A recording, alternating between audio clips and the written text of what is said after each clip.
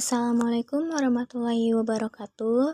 Salam sejahtera untuk kita semua. Perkenalkan, nama saya Aldila Putri dengan NIM 6120123037. Di sini saya akan memaparkan materi pengembangan karir untuk memenuhi tugas ujian tengah semester mata kuliah Manajemen Sumber Daya Manusia dengan dosen pengampu Bapak Asep Rapiudin SE MM. Baik, di sini ada topik pembahasan. Topik pembahasannya adalah yang pertama, yaitu pengertian karir. Yang kedua, pengertian pengembangan karir. Yang ketiga, unsur-unsur pengembangan karir. Yang keempat, manfaat dan tujuan. Yang kelima, bentuk pengembangan karir. Yang keenam, tahap pengembangan karir. Yang ketujuh, fase pengembangan karir. Dan yang terakhir, kontribusi dan partisipasi dalam pengembangan karir. Baik, materi pertama yaitu pengertian karir. Karir merupakan rangkaian sikap, pengalaman, dan perilaku seseorang yang terkait dengan pekerjaan sepanjang hidupnya. Pengembangan karir tidak hanya bertujuan meningkatkan kinerja individu agar berkembang dan memperoleh peluang peningkatan, tetapi juga memenuhi kebutuhan organisasi agar tugas dapat dilaksanakan secara efektif. Karir dipengaruhi oleh faktor pribadi, seperti peluang yang tersedia di masyarakat, termasuk peningkatan gaji, kesejahteraan, kondisi kerja, keamanan, dan kewenangan. Menurut staf dosen Balai Pembinaan Administrasi UGM, Mukijat 1986, karir mencakup yang pertama, yaitu ada kemajuan seorang dalam pekerjaannya, yang kedua meningkatkan seorang pada suatu bidang, dan yang ketiga rangkaian pekerjaan yang saling terkait. Secara keseluruhan, karir menggambarkan kemajuan, perkembangan, dan keberhasilan seseorang dalam profesinya. Selanjutnya, pengertian pengembangan karir.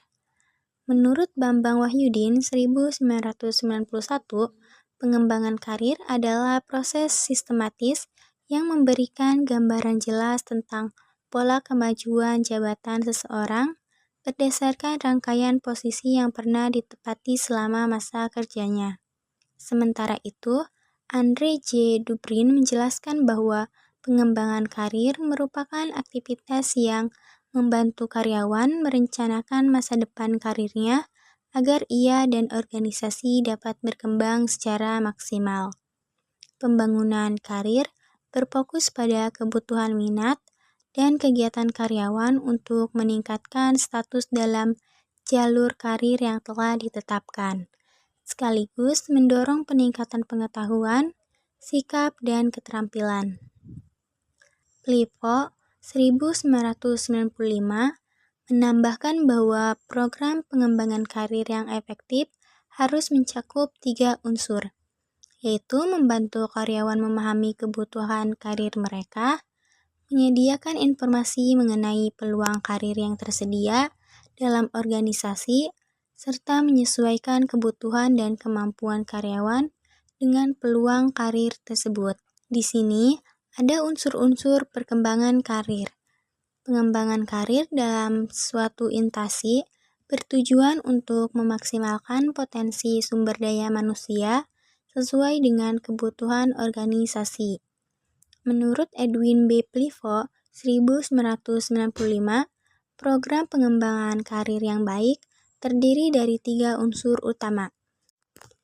Menurut Edwin B. Plivo 1995, program pengembangan karir yang baik terdiri dari 3 unsur utama.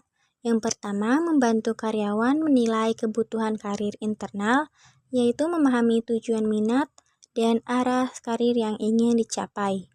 Yang kedua, mengembangkan dan menyebarluaskan peluang karir, sehingga karyawan mengetahui berbagai posisi, jalur promosi, atau kesempatan peningkatan kompetensi yang tersedia. Yang ketiga, menyelaraskan kebutuhan serta kemampuan karyawan dengan peluang karir, agar penempatan dan pengembangan karir berjalan tepat dan bermanfaat bagi individu maupun organisasi. Kemudian, Manfaat pengembangan karir. Pengembangan karir memberikan berbagai manfaat bagi karyawan maupun organisasi. Menurut Sinambela 2016, pengembangan karir sangat diharapkan pegawai karena mampu meningkatkan motivasi kerja. Bernardin dan Russell 2013 menambahkan bahwa pengembangan karir dapat meningkatkan kepuasan kerja pegawai sekaligus efektivitas organisasi. Samsudin 2010 menjelaskan dua manfaat utama lainnya, yaitu yang pertama, meningkatkan kemampuan karyawan melalui pendidikan dan pelatihan, sehingga intelektual keterampilan dan kontribusi karyawan terhadap organisasi meningkat. Yang kedua, menambahkan suplai karyawan yang kompeten sehingga manajemen lebih mudah menempatkan karyawan sesuai kemampuan. Kondisi ini menguntungkan organisasi karena memiliki lebih banyak SDM berkualitas. Adapun tujuan dari pengembangan karir, yaitu menurut T. Hani Handoko 1992, pengembangan karir memiliki beberapa tujuan, yaitu mengembangkan karyawan yang berpotensial, menurunkan tingkat perputaran karyawan, mengungkapkan potensi individu, mendorong pertumbuhan, mengurangi penumpukan jabatan, memenuhi kebutuhan karyawan, mendukung rencana organisasi, meningkatkan kemampuan karyawan, serta memperbanyak karyawan yang siap dikembangkan. Secara umum, tujuan pengembangan karir adalah meningkatkan kemampuan dan potensi karyawan agar mampu mencapai jenjang karir yang lebih tinggi serta memenuhi kebutuhan karir mereka. Selanjutnya, bentuk pengembangan karir. Pengembangan karir dilakukan intasi melalui berbagai alat atau metode untuk meningkatkan kualitas dan potensi karyawan. Bentuk-bentuk pengembangan karir meliputi yang ke-1 ada pendidikan dan pelatihan. Menurut Bambang Wahyudin, pendidikan dan pelatihan bertujuan meningkatkan efisiensi serta efektivitas organisasi. Tujuannya khusus mencakup peningkatan produktivitas, kualitas kemampuan kerja, perencanaan, moral kerja, serta mencegah kadaluarsanya kompetensi karyawan, sekaligus memberikan peluang pengembangan diri. Yang kedua ada promosi. Promosi adalah peningkatan jabatan ke posisi yang lebih tinggi dengan tanggung jawab dan wewenang lebih besar. Alex 1992 menyebutkan beberapa syarat umum promosi seperti pengalaman, pendidikan, loyalitas, kejujuran, tanggung jawab, kemampuan bergaul, prestasi kerja, dan kreativitas. Dan yang terakhir ada mutansi. Mutansi adalah pemindahan karyawan ke posisi setingkat untuk menempatkan the right man in the right place. Tujuannya adalah menjadi persiapan promosi, menempatkan orang sesuai kompetensinya, meningkatkan kerjasama, memicu semangat kerja, menciptakan persaingan sehat, saling mengganti saat dibutuhkan, menurunkan turnover, menyesuaikan inisiatif pribadi, dan menjalankan kebijakan organisasi. Kemudian tahap pengembangan karir. Yang pertama yaitu ada karir awal, tahap penyesuaian diri dengan pekerja dan lingkungan. Tantangannya berupa rasa frustasi, kurang paham penilaian kinerja, dan ketegangan dengan senior. Organisasi perlu memberikan orientasi, pelatihan, mentoring, dan bantuan merencanakan jalur karir.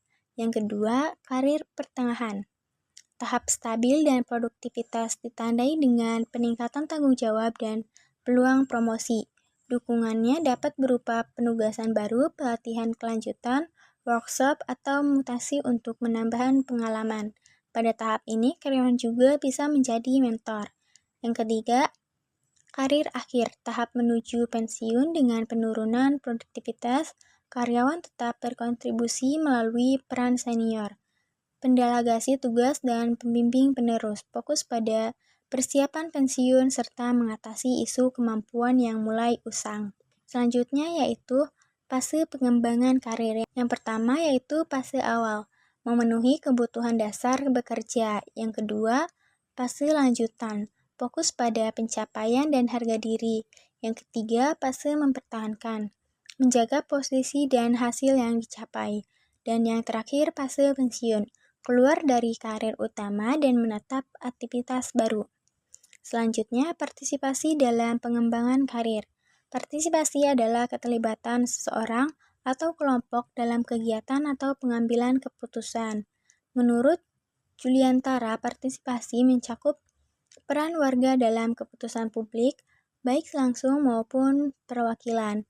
Isbandi menambahkan bahwa partisipasi meliputi proses pengendalian masalah, menentukan solusi, melaksanakan program, dan menilai hasilnya. Partisipasi dapat berbentuk nyata, uang, barang, tenaga.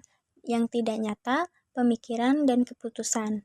Berdasarkan tahapnya, partisipasi meliputi perencanaan, pelaksanaan, pemanfaatan hasil, dan evaluasi. Diana Chores menyebut 3 alasan penting partisipasi, yaitu memberikan informasi kebutuhan masyarakat, menumbuhkan rasa memiliki, dan menjadi bagian dari hak demokratis masyarakat dalam menentukan pembangunan. Dan yang terakhir, kontribusi dalam pengembangan karir. Kontribusi adalah sumbangan baik berupa tindakan, pemikiran, keahlian, maupun materi yang diberikan untuk mendukung suatu kegiatan. Kontribusi dapat berasal dari berbagai bentuk dan peran.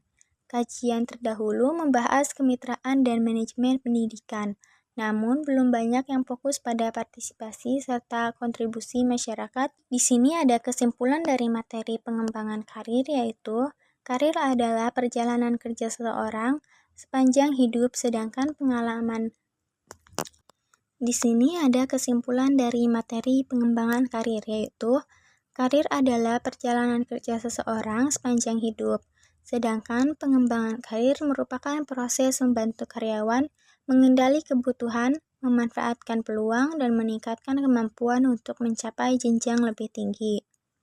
Pengembangan karir bermanfaat bagi individu dan organisasi karena meningkatkan motivasi, kepuasan, kompetensi, serta kesediaan SDM yang siap berkembang. Bentuknya meliputi pendidikan dan pelatihan, promosi, dan mutasi. Perkembangan karir berlangsung melalui tahap awal, pertengahan, dan akhir. Partisipasi adalah keterlibatan sukarela dalam proses pengambilan keputusan dan pelaksanaan program. Sementara kontribusi adalah sumbangan berupa tenaga, pikiran, atau materi. Di sini ada daftar pustaka. Baik, cukup sekian yang bisa saya sampaikan. Kurang lebihnya mohon maaf. Wassalamualaikum warahmatullahi wabarakatuh.